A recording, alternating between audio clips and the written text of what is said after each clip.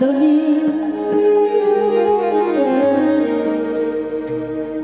আমার হবে ভব পানে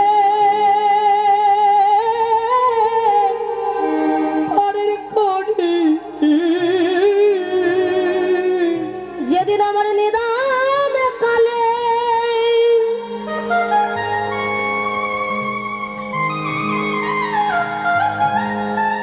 আমার নিদান কালে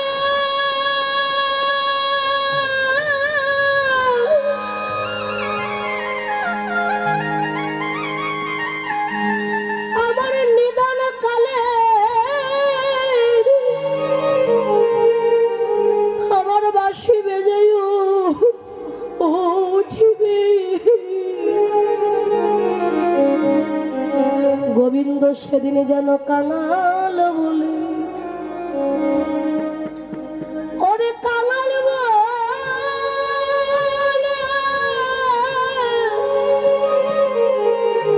আমায় দিও না ফেলে আমায় দিদারে দিলে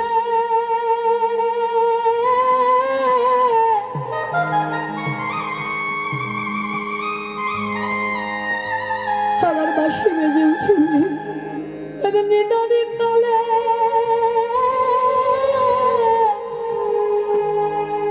বাঁশি বেজে উঠিবে সবাইকে একদিন ছেড়ে যেতে হবে সেদিন কাঙাল বলে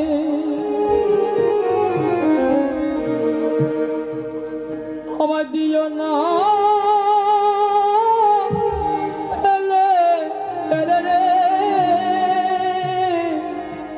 জীবন নদী নাইয়া ভবের খেলা সঙ্গ হবে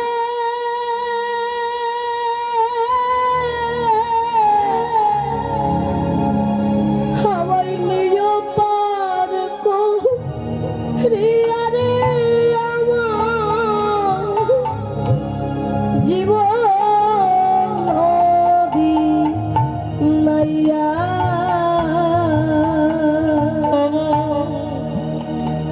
জীবন নদী নাইয়া নিতাই গৌর হরিবল হরিবল ভবের খেলা সঙ্গ হবে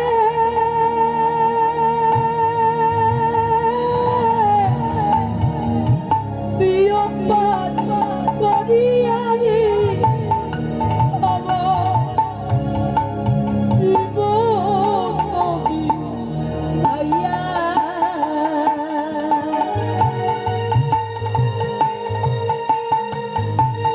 গোবিন্দ সেদিন তুমি যেন আমার হাত ধরে পার করে দিও জীবন নদীর নাবিক হয়ে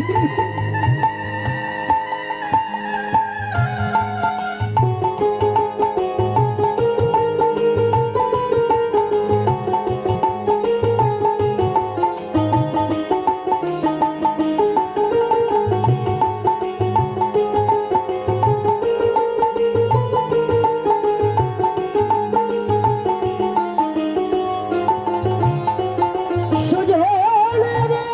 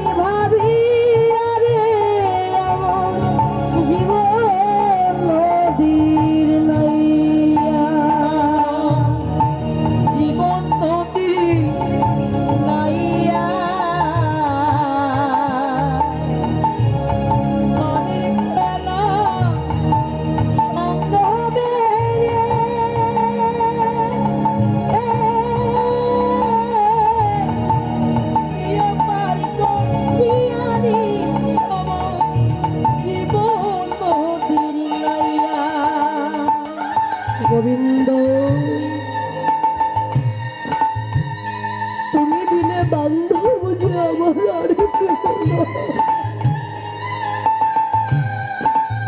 সবাই যদি ভুলে যায় তুমি যেন ভুলে যেও না।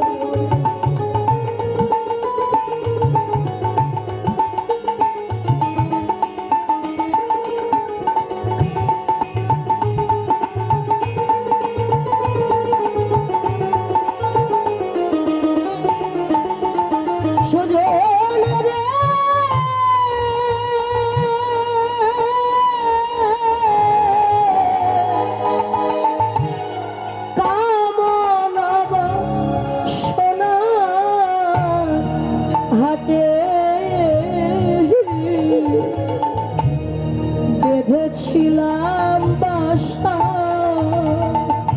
সুজন রে,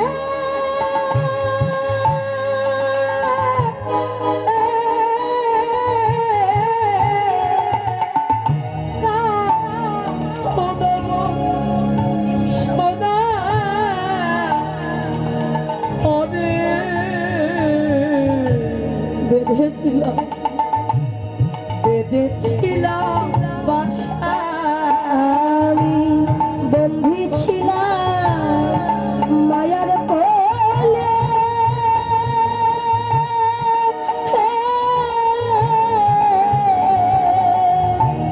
ভাঙলো না কুল খেলা রে আমার জীবন নদীর নাইয়া, জীবন নদীর নাইয়া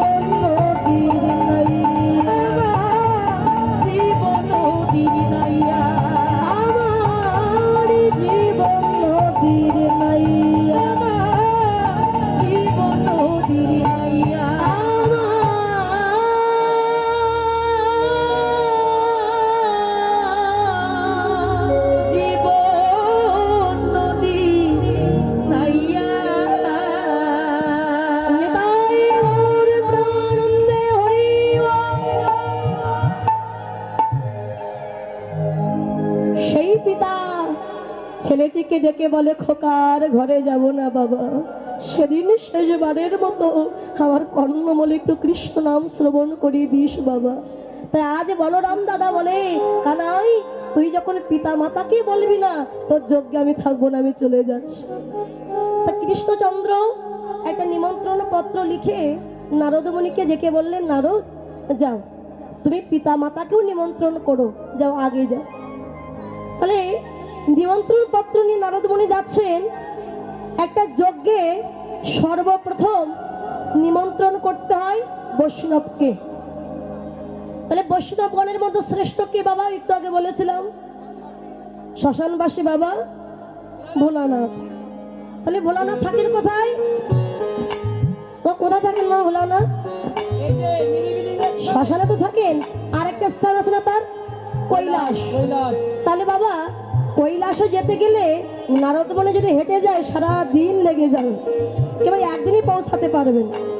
সব জায়গায় নিমন্ত্রণ করতে হবে। নারদমণির একটা বাহন ছিল। নারদের বাহন কি জানেন মা? মোটরসাইকেল। না না, এই যে ধান ভানে ঢেকি। নারদমণি ঢেকিকে ডাক দিতে, এই ঢেকি, এই যে দুই ঢেকি দাঁড়িয়েছে।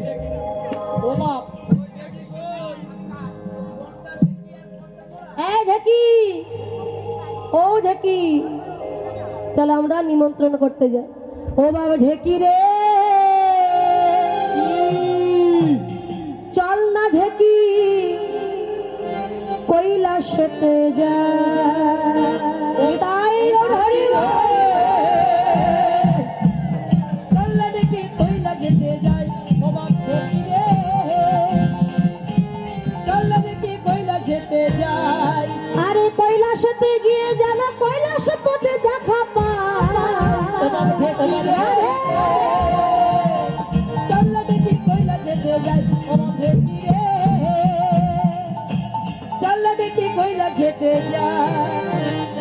আজকেই তো ভেঙে যাবে। এই মেডিসে পড়ে দাও। হ্যাঁ দেখি, চলো আমরা কৈলাসতে যাই। ওরে কৈলাসতে গিয়ে জানো কৈলাসে পদে দেখা পাই। হরি রাম, হরি রাম। দেখি রে চলে দেখি কৈলাসে যাই, দেখি রে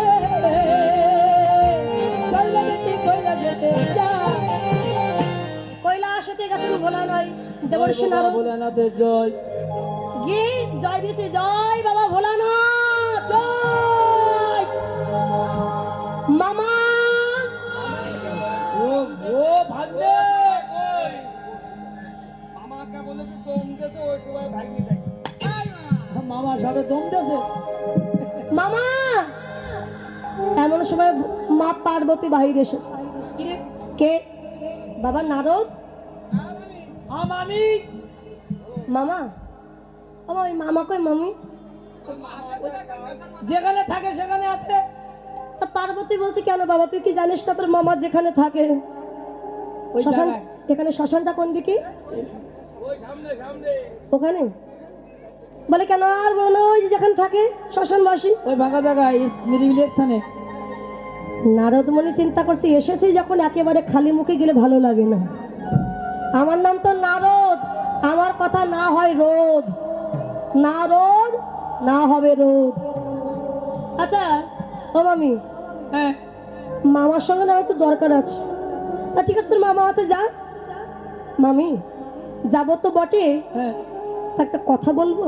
কি কথা কবি রে বল।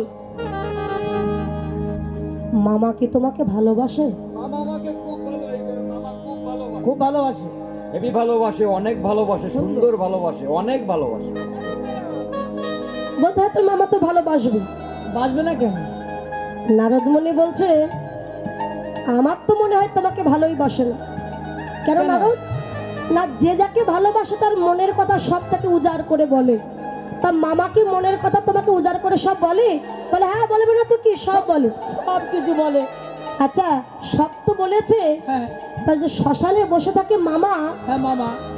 সামনে কিছু হ্যাঁ মরা মাথার খুলি আছে। কি কি কি কি? এই মরা মানুষের মাথার খুলি, হ্যাঁ ওই খুলিগুলো কার? মামা কি তোমাকে কখনো বলেছে? এ নারু এই নারদ, তা তো বলিনি বাবা। এই তো ওই তো আমি তো বলছি এই জন্য তোমাকে ভালোবাসে। সব কিছু বলে। এই নারদ, ওই মাথার খুলিগুলো কার তোরা তোরা কি জানিস? বলছে জানি, হ্যাঁ। কিন্তু আমি না বলতে চাই না। কেন? তোমাদের সংসারে অশান্তি হোক তাই কি আমি কখনো চাই? দেখেন তো কত ভালো মানুষ। বলে দিয়েছে অথচ বলতে যাচ্ছেন। আরে তুই বল না, কোনো অশান্তি হবে না, তুই বল। জানো আমি কি? মামা তোমাকে বিবাহ করবার আগে যাদেরকে ভালোবাসতো হ্যাঁ তারা একে একে সবাই মারা গেছে। ও তারা মারা যাওয়ার পরে, হ্যাঁ। তাদের মৃত্যুর পরে ওই যে মাথার যে খুলি, আচ্ছা ওই খুলিগুলো মামা খুব যত্ন করে তুলে রেখেছে। স্মৃতি হিসাবে। হ্যাঁ, স্মৃতি হিসাবে। মামা। এখন ঘরে থাকলে তুমি যদি দেখতে পাও, হ্যাঁ তাই মাথার খুলিগুলো নিয়ে শ্মশান ঘাটে বসে তপস্যা করে, হ্যাঁ আর এদিকে দেখে ওদিকে দেখে কেউ আছে কিনা। যখন দেখে কেউ নাই, একবার এ মাথাটা বুকে জড়িয়ে ধরে বলে ওগো তুমি আমায় ছেড়ে কোথায় গেলে, আর একবার ওই মাথাটা বুকে জড়িয়ে ধরে বলে তুমি আমায় ছেড়ে কোথায় গেলে। আচ্ছা বলুন তো বাবা, স্বামীর নামে যদি কেউ কোনো কথা শোনে, কোনো মা, মাথা তো এমনি চুল খাবে। চুল পাইকে যাবে এমনি মাথার চুল। কি আমার স্বামী শ্মশানে বসে তাহলে এই করে? আসুক দেখি আজ ভোলানাথ, আজ ভোলানাথের একদিন তো আমার একদিন। হ্যাঁ মহেশ্বরের একদিন। নারদমণি বলছে দেখো মামি, তোমাদের সংসারে অশান্তি হোক এটা তো আমি কখনো চাইনি, তবু তুমি বললে। তা শোনো, আমি যে বলেছি তুমি যেন মামাকে আবার বলো না। না না না না ঠিক আছে, বলবো না। এবার নারদ চিন্তা করছে সবে মাত্র আগুন জ্বলেছে, এবার যদি একটু ঘি দেওয়া হয় দুই নাম্বারটা দাও দাও করে জ্বলবে।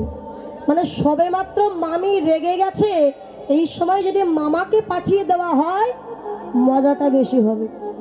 তা ভোলানাথ কৈলাস ওই শ্মশানে আছেন, নারদমণিকে ডাক দিয়েছেন, মামা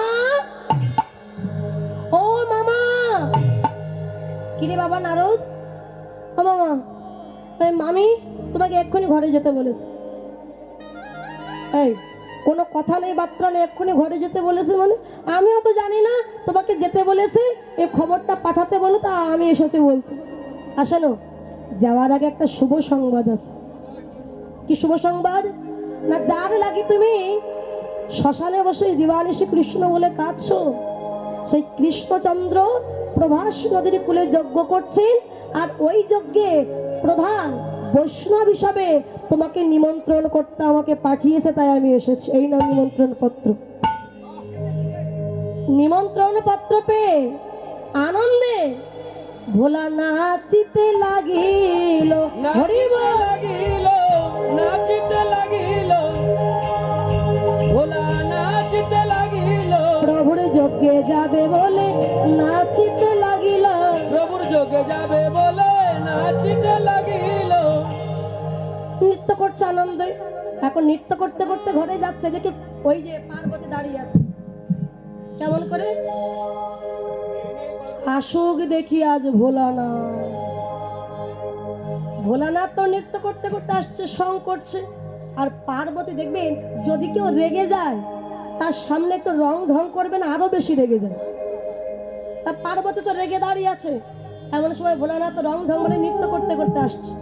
আর তখন পার্বতী রেগে গিয়ে দাঁতের উপর দাঁত দিয়ে বলছে, ও শঙ্কর, বলে ও শঙ্কর কি শঙ্কর, ও শঙ্কর কি শঙ্কর, ও শঙ্কর কি শঙ্কর, ও শঙ্কর কি এই যে, শঙ্কর, তুমি শঙ্কর না, এই ঢং করো, ও শঙ্কর কি শঙ্কর। শঙ্কর না ঢঙ্কর, ও শঙ্কর কি শঙ্কর, শঙ্কর না ঢঙ্কর, ও শঙ্কর কি শঙ্কর। তুমি শঙ্কর নাকি ঢঙ্কর ভুলো না। তখন শঙ্কর বলছে, ও শঙ্করী, আই শঙ্করী শঙ্করী, আই শঙ্করী শঙ্করী, ওরে আই শঙ্করী শঙ্করী। আমাদের শঙ্করের আগে নিজেই শঙ্কর ছিল। এ দেখুন, আই শঙ্করী শঙ্করী, আই শঙ্করী আমি শঙ্করী, যে শঙ্করী সেই শঙ্করী। এ নিজেই শঙ্কর করতে শুরু করে দিয়েছে, ও শঙ্করী। আর যেই না ভোলানাথ এসেছে অমনি পার্বতী গিয়ে জড়িয়ে ধরেছে। ও স্বামী, বলো না, বলো না তুমি আমাকে ভালোবাসো। ভোলানাথ বলি আবার কেমন কথা, কোনো কথা নেই বার্তা নেই, জড়িয়ে ধরে বলছো স্বামী বলো আমায় ভালোবাসো কিনা। আরে বাবা, তুমি আমার সহধর্মিনী, আমি তোমাকে ভালোবাসবো না তো কাকে ভালোবাসবো? না তুমি আমায় ভালোবাসো। কে বলেছে ভালোবাসিনি? আচ্ছা শোনো, ভালো যদি বাসো আগে বলো ওই শ্মশানে যে মরা মাথার খুলি, ওই খুলিগুলো কার? তখন ভোলানাথ একটু হেসে বলে, ও পার্বতী, কেমন যেন নারদ নারদ গন্ধ লাগছে ঘরে। নারদ নারদ গন্ধ লাগতেছে। আমিও তো জানি না, তুমি বলো ওই মরা মাথার খুলিগুলো কার? দেখো পার্বতী, তুমি মেয়ে ছেলে মানুষ, এর তত্ত্ব তুমি বুঝবে না। তুমি একথা শোনো না, আমি বলতে পারবো না। তা তো জানি, তা বলবে কেন? বললে ধরা পড়ে যাবে, তা বলবে কেন? আমাকে বলতে হবে, আর নইলে আমি চলে যাব। তখন ভোলানাথ বললেন, দেখো পার্বতী, ওই মরা মাথার খুলিগুলো কার জানো? ওই মাথার খুলিগুলো সব তোমার। আমার? কেন আমার হলো কেন? না তুমি পৃথিবীতে যতবার এসেছো আমি তোমাকে আমার পত্নী রূপে লাভ করেছি। তুমি যতবার মারা গেছো আমি তোমার মাথার খুলিগুলো তুলে রেখেছি ভজন সাধন করবার জন্য। এখন এই কথা শুনে মায়েদের মনে যে প্রশ্ন জাগবে, আজকে পার্বতীর মনে সে প্রশ্ন জাগলো, আচ্ছা স্বামী, আমি পৃথিবীতে যতবার এসেছি তুমি আমাকে পত্নী রূপে পেয়েছো, আমি তোমার স্বামী রূপে পেয়েছি। আমি যতবার মারা গেছি তুমি আমার মাথাগুলো তুলে রেখেছো, তা আমার মরণ হয়, তোমার বুঝি মরণ হয় না? কেননা তুমি তো আমার স্বামী, আমার যদি মৃত্যু হয় তোমারও তো হবে। ভোলানাথ হেসে বললেন, পার্বতী, যারা তত্ত্ব জানে তাদের মৃত্যু নাই, আর যারা তত্ত্ব জানে না তাদের অপমৃত্যু হয়। কোন মৃত্যু? দেহের মৃত্যু বলে না, যারা তত্ত্ব জানে তাদের বিন্দুরূপী কৃষ্ণধন, এই বিন্দু কৃষ্ণধনের ধ্বংস হয় না। আর যখনই পিতৃধন দেহ থেকে চলে যায় তখনই জীবের মৃত্যু হয়। সেটি কেমন? যখনই শক্তি, শক্তি তো কৃষ্ণধন, এই শক্তি যদি চলে যায় তখন 40 বছর বয়স, মনে হয় 80 বছর বয়স হয়ে গেছে। আর যে পিতৃধনকে বাঁচিয়ে রাখতে পেরেছে, ধরে রাখতে পেরেছে, তার 80 বছর বয়স, মনে হয় 40 বছর বয়স। কেন? শক্তি কৃষ্ণ ধনকে ধরে রাখতে পেরেছে। যতবার শক্তি চলে যায় ততবারই জীবের মৃত্যু হয়। একজন পিতার মৃত্যুর পরে একজন সন্তানের জন্ম হয়। সেটি কেমন? একটা পিতার পিতৃধন থাকে মস্তকে, এই পিতৃধন যখন তার স্ত্রী মানে তার মাতৃগর্ভে, সন্তানের মাতৃগর্ভে যখন প্রবেশ করে, তখন মা গর্ভ ধারণ করে, তখন মাতৃগর্ভ থেকে একটা সন্তানের জন্ম হয়। যতক্ষণ পিতৃধন ধ্বংস না হবে, তার স্ত্রী গর্ভে না যাবে, ততক্ষণ তো একটা সন্তানের জন্ম হবে না। তাই পিতার মৃত্যুর পরে একটা সন্তানের জন্ম হয়। তাই এই তত্ত্ব তুমি বুঝবে না পার্বতী। তো শোনো, আজকে না আমার মনে বড় আনন্দ। কেন জানো? যার লাগে আমি শ্মশানে বসে থাকি, সেই প্রভু কিনা যজ্ঞ করছেন প্রবাস নদীর কূলে, আমাকে নিমন্ত্রণ করেছেন, আমি যাব। পার্বতী বলে, ও স্বামী তুমি একা যাবে কেন? আমিও যাব। কেন? তোমাকে তো নিমন্ত্রণ করি। তোমার চলে যাচ্ছে নাকি মা? চলে যাচ্ছে নাকি? চলে গেলে তো হবে না।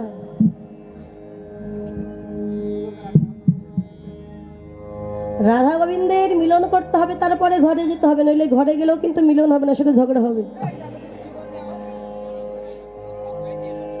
ও পার্বতী, তোমাকে তো নিমন্ত্রণ করিনি, কেন যাবে তুমি? পার্বতী বলে, ও স্বামী তুমি তো আমার স্বামী, তা তোমাকে নিমন্ত্রণ করা মানে আমাকেও নিমন্ত্রণ করা, আমাকে আলাদাভাবে কেন বলবে? যদি বাড়িতে বাবা বেঁচে থাকেন, বাবাকে নিমন্ত্রণ করলে পরিবারের আর কাউকে নিমন্ত্রণ করতে হয় না, মানে বাবার দ্বারা সবার কাছে নিমন্ত্রণ পৌঁছে যায়। আর তুমি তো আমার স্বামী, তোমাকে বলা মানে আমাকেও বলা। ও পার্বতী, আমি তো যাব বৈষ্ণব হিসাবে, আর তুমি যজ্ঞে কেন যাবে? স্বামী, আমি হলাম দশভুজা দেবী দুর্গা। প্রভুর যজ্ঞে গিয়ে কি করব জানো? আমি 10 হাত দিয়ে কাজ কর্ম করে দেব। আমার মায়েরা যখন যজ্ঞে আসে, মা যজ্ঞের সময় আমরা কি করি? প্রথমে এক জায়গায় বসি। না না, বাদাম কিনে খায়, পাপড় কিনে খায়। তা তো খাবে, একেবারে না খেয়ে চুপ করে বসে থাকবে না। তো বসে বসে কীর্তন শুনতে শুনতে একটু গল্প করে, ও দিদি হ্যাঁ, এই মেয়ে বিয়ে দিয়েছিস? ওরে বাবা, মেয়ে তো দিয়ে দিছি। হ্যাঁ দিদি, ছেলে বিয়ে দিয়েছিস? বাবা, ছেলে তো বিয়ে দিছি, আরো ভালো কথা, বৌমা তো বেলা 10টার সময় ঘুমের থেকে ওঠে। কত ভালো তোর বৌমা, দেখ তো। অনেক ভালো বৌমা। এই যে গল্প করছে, বলছে এগুলো করা উচিত নয়। এবার গল্প করতে করতে বলছে, ও দিদি ক্ষুধা লেগেছে, চল একটু প্রসাদ সেবা করে আস। এবার খিচুড়ি প্রসাদ সেবা করে এসে বাবা পেটে যখন ভর্তি হয়ে যায়, তখন কি আর কীর্তন ভালো লাগে? তখন কি হয়? হ্যাঁ দিদি, ঘুম পাচ্ছে, বাড়ি যাবি? মানে নিজেও তো যাবে, আর একজনকে ডেকে নিয়ে আরো বেশি অন্যায় করছে। এটা করো না। যজ্ঞে এসে প্রথমে কি করতে হবে? মুক্ত হস্তাকে কিছু গোবিন্দের নামে দান করতে হবে। তারপরে যজ্ঞে যে কোনো একটি কর্ম করে দিন, এক কলস জল কিংবা একটু সবজি কেটে দিন, বা একটু ভক্তদের জল দিয়ে দিন, যে কোনো একটা কাজ। তাই আজকে পার্বতী চলেছেন যজ্ঞে কাজ করার জন্য। তা বলতে চুপি চুপি চলো, লক্ষ্মী যেন না যায়। এমন সময় লক্ষ্মী জানতে পেরে বলছে, মা মা, হ্যাঁ মা, ও মা, আমি যাব। তুই যাবি? আমি যাবো মা। কেন তুই যাবি? কেন কি করতে যাবি? আমি তো, ওরে বাবা, আমি না গেলে হবে? ও মা, আমি হলাম ধন সম্পদের দেবী। প্রভুর যজ্ঞে যদি ধন সম্পত্তির অভাব পড়ে, আমি ধন সম্পত্তি যোগায়ে দেব, তাই আমাকে যেতে হবে। আচ্ছা ঠিক আছে, চুপি চুপি চল, যেন সরস্বতী না জানে। মা, সরস্বতীও জানতে পেরেছে। হ্যাঁ মা, বল মা। আর তুই কেন যাবি? ও মা, কাজ আছে। আমি হলাম বিদ্যার অধিষ্ঠাত্রী দেবী। প্রভুর যজ্ঞে যে সমস্ত ভক্ত আসবেন, যে সমস্ত ভক্ত আন মনস্কা হয়ে থাকবেন, আমি সেই সমস্ত ভক্তের কণ্ঠে বসে থাকব। কণ্ঠে বসে আমি কি করব জানো মা? আমি কৃষ্ণ কথা বলাইব আমি কৃষ্ণ কথা বলাইব ওই প্রতিভক্তের কণ্ঠে বসে কৃষ্ণ কথা বলাইব প্রতিভক্তের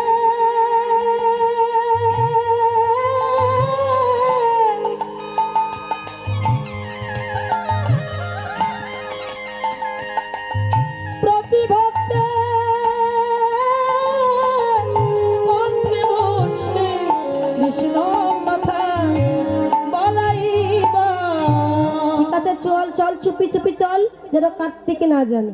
মা কার্তিকও জানতে পেরেছে। হ্যাঁ বাবা, কি হয়েছে? আমি যাব। বাবা, তুমি তো দেব সেনাপতি, আমরা চলে যাচ্ছি, তুমি কৈলাসে থেকে কৈলাসকে রক্ষা করো অসুরদের হাত থেকে। কার্তিক বলে, মা তুমি যে বললে আমি দেব সেনাপতি, প্রভুর যজ্ঞে আমি গিয়ে কি করবো জানো? যজ্ঞে যে সমস্ত অসুরগণ আসবে আমি তাদের সঙ্গে যুদ্ধ করে প্রভুর যজ্ঞকে আমি রক্ষা করবো, তাই আমায় যেতে হবে। একদম মায়ের। ঠিক আছে, চুপি চুপি চল, কিন্তু ওই গণেশ যেন না যায়।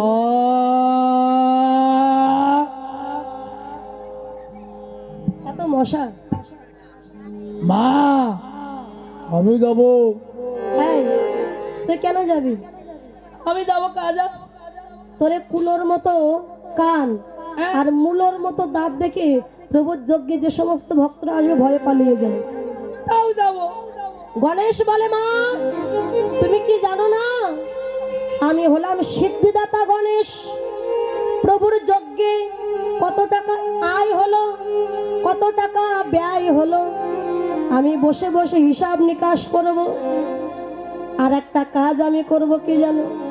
আমি উদরপুরে খাবো, উদরপুরে খাবো প্রভুর যজ্ঞে যে আমি উদরপুরে খাবো। প্রভুর যজ্ঞে যে আমি উদরপুরে খাবো। ব্যবসা বাণিজ্যের কাজে দেখবেন দোকানপাটে সিদ্ধিদাতা গণেশের ছবি রাখা হয়, তাই না? এই গণেশ, এনার পত্নী ছিলেন দুইজন, ঋদ্ধি আর সিদ্ধি। এই গণেশ তিনি তো বাল্যকাল থেকে ব্রহ্মচার্যের প্রতিজ্ঞা করেছিলেন, বিবাহ করবেন না, তপস্যা করছিলেন। একদিন স্বয়ং বৃন্দা এই গণেশের রূপ দেখে মোহিত হয়ে বলেছিলেন, হে গণেশজি আমি তোমাকে বিবাহ করতে চাই।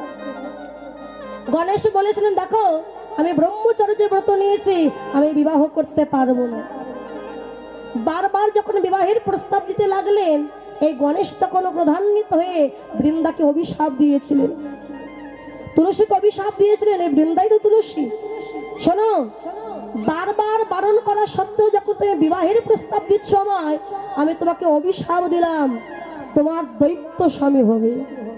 যে অভিশাপ দিয়েছে স্বামী শঙ্কচূড় দৈত্য। তখন তুলসী কেঁদে বললেন, হে গণেশজি তুমি যখন আমাকে ফিরিয়ে দিলে আর অভিশাপ দিলে দৈত্যের মতো স্বামী হবে, আমিও তোমাকে অভিশাপ দিলাম। যেহেতু বিবাহ করবে না বলে প্রতিজ্ঞা করেছো, তোমার একজন নয় তোমার দুইজন পত্নী হবে। হলো তাই ঋদ্ধি এবং সিদ্ধি।